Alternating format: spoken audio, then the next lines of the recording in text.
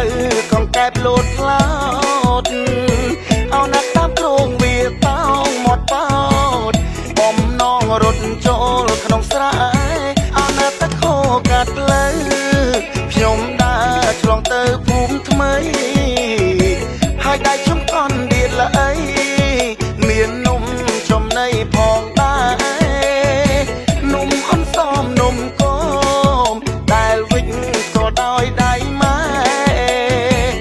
ប្រាប់ថាណែអាវ៉ាកូនម៉ែយកនំទៅជូនដូនតាអូនណាខ្ញុំដើរកាត់